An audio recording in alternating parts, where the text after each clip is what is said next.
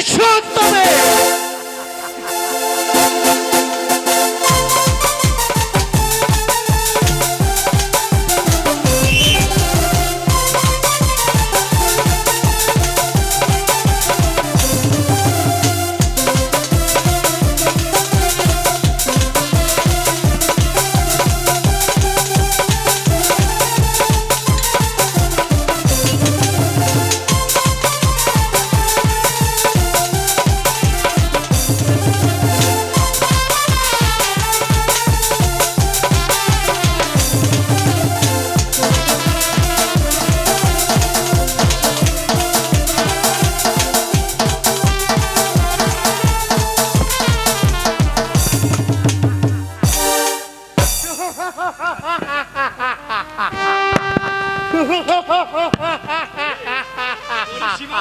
ওরে ওরে সীমা, তুই শুধু শুধু আমাকে কষ্ট দিচ্ছি কেন? এভাবে তুই আমাকে মারতে পারবি না। কেন পারবো না? আমার নানাজি আমার সম্মুখ ভাগে চুম্বন করেছিল, তাই এই পৃথিবীতে এমন কোন অস্ত্র তৈরি হয়নি আমার সম্মুখ ভাগে একটি লোম কাটতে পারে। তাহলে কি হবে? তোকে আমি মারবো। ওরে শিবা, তুই আমাকে একটু সময় দে। আমি যদি বেহেশতে যাই তাহলে তোকেও আমি সাথে করে নিয়ে যাব। আমাকে আমাকে বেহেশতে নিয়ে যাবে? হ্যাঁ হ্যাঁ, ঠিক আছে, আমি তোকে নামার জন্য সবাই দিলাম।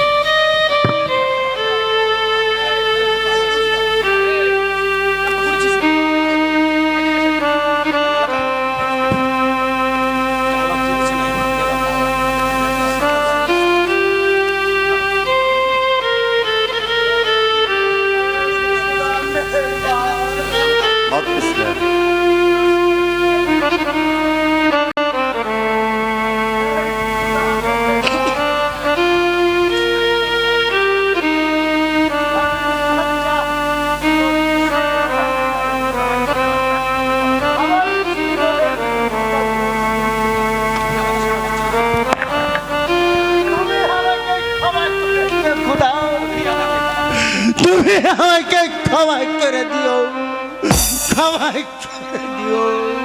ইমাম হোসেন, বিলম্ব সহ্য করতে পারছি না। ওরে সীমান, তুই আমাকে এইভাবে আর কষ্ট না দিয়ে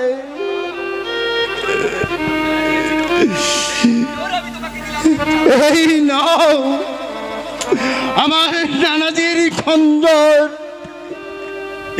আমি উপর হলে আমার পিছনে ভাগে আঘাত করবে, কেটে যাবে মাথা। হ্যাঁ, নাও।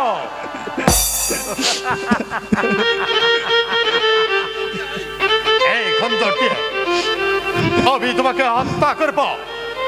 তৈরি হয়ে নাও।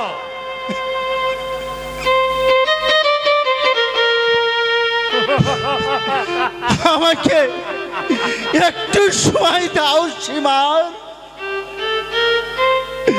আমি একটা দোয়া পড়ে নেই। বেশ, তোমাকে সময় দেওয়া হলো। লা ইলাহা ইল্লাল্লাহু মুহাম্মাদুর রাসূলুল্লাহ।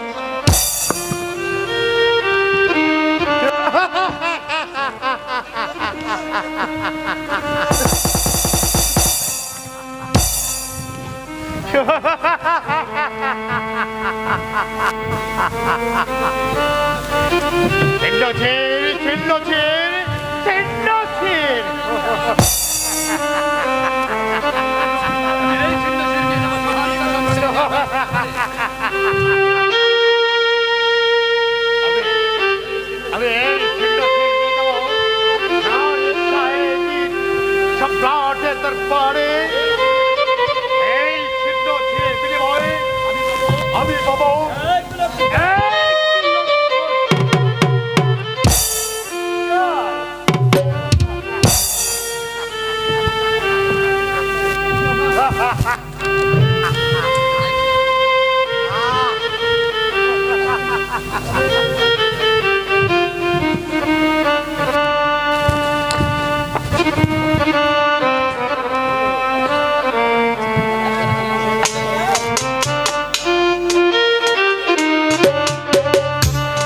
তারিকে কি ঘাটালে রাবানা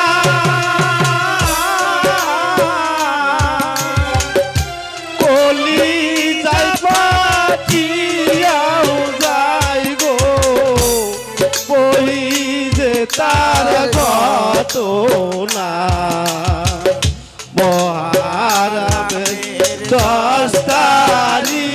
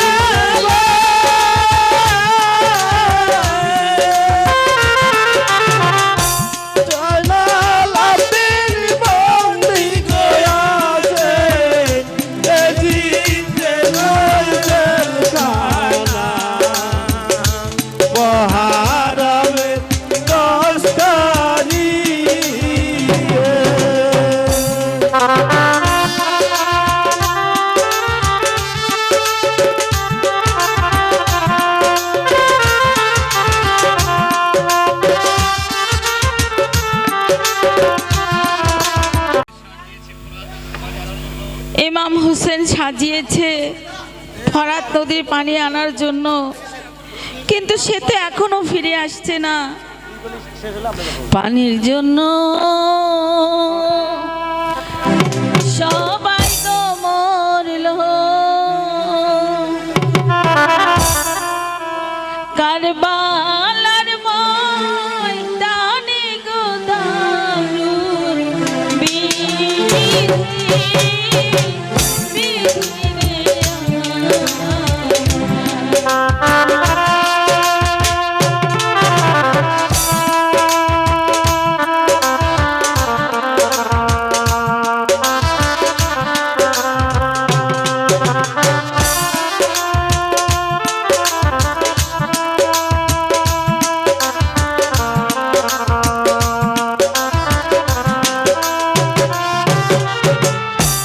পানির জন্যে সবাই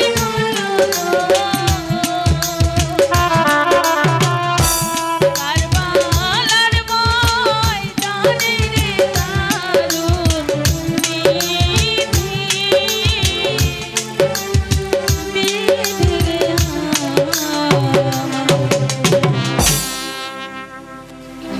চাচি আম্মা, চাচি আম্মা, বাবা, আমাকে একটু পানি দিন চাচি আম্মা। বাবা জয়না, পানি আমি কোথায় পাবো বাবা?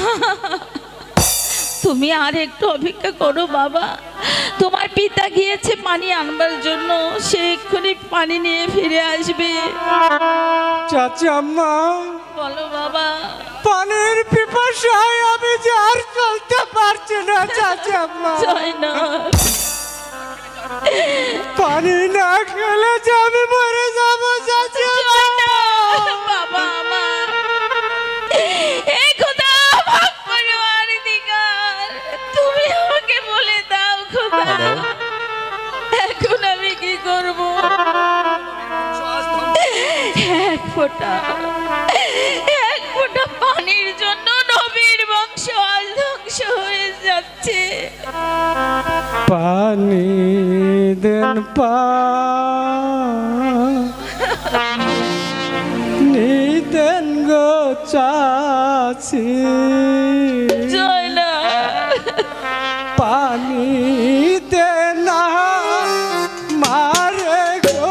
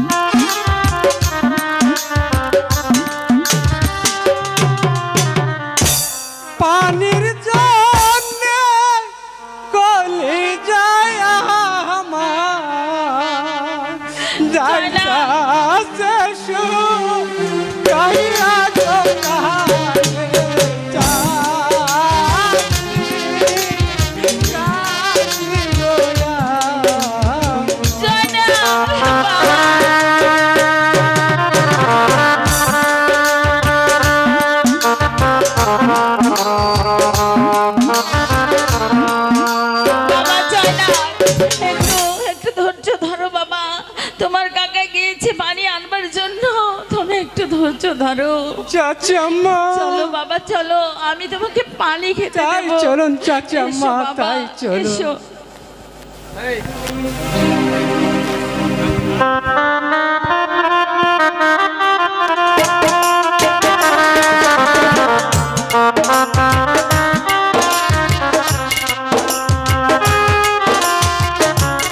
খেতে দাও বাবা, আমি যে আর ক্ষুধার জ্বালা সইতে পারছি না বাবা। অন্তর, হ্যাঁ বাবা। তোকে আমি কি খেতে দিব? করে যে কিছুই নেই রে, করে যে কিছুই নেই। ক্ষুধা লাগলে খেতে তোমার দিতেই হবে বাবা। ঘরে কিছু নেই বলে আমার ছেলেকে না খেয়ে মারা যাবে? না মাধবী, না, ওরা না খেয়ে মারা যাবে কেন? যেভাবে হোক ওদেরকে যে খাওয়াতেই হবে। জানো জানো মাধবী, আমি শুনতে পেলাম ইমাম হোসেন নাকি বাদশা হয়েছে। আমি তার সঙ্গে সাক্ষাৎ করে দেখি ওখান থেকে কিছু অন্য জোগাড় করে আনতে পারি কিনা। বাবা, আমিও যাব তোমার সাথে ইমাম হোসেনের দরবারে। নাম ধর না, আমি একাই যাব ওই ইমাম হোসেনের দরবারে। মাধবী,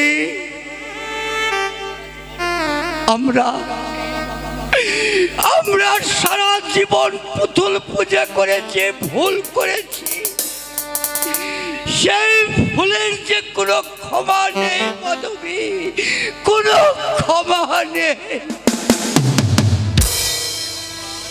এ ভগবান, তুমি আমাদেরকে ক্ষমা করে দিও ভগবান, তুমি আমাদেরকে ক্ষমা করে দিও। ব্রাহ্মণ, আরে ও ব্রাহ্মণ, তুমি কি বাড়িতে আছো? কে ডাকে আমার? আমি বাড়িতেই আছি। এসো তুমি কে? অবিবাহের সীমার? হ্যাঁ, অবিবাহের সীমার। তাহলে তোমার নাবিকে সেই সীমার? হ্যাঁ, আমার নামে সেই সীমার। তবে এখানে কি চাও? কোনো কিছু চাইতে আসিনি, এসেছি তোমার কাছে একটা গচ্ছিত ধন রেখে যেতে। সে আবার কে জিনিস?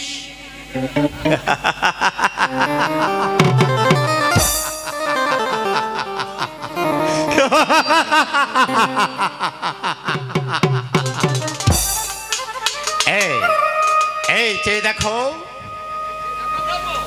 যে দেখো, ব্রাহ্মণ, ইমাম হোসেনের ছিন্ন চির।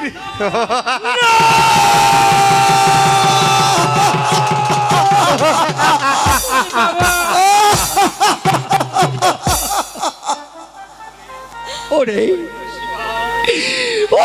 শিবান, ইমাম হোসেন তোর কাছে কি অপরাধ করেছিল? তাকে জবাই করে তার চিহ্ন ছিঁড়ে এনেছিস। বল শিবান, জবাই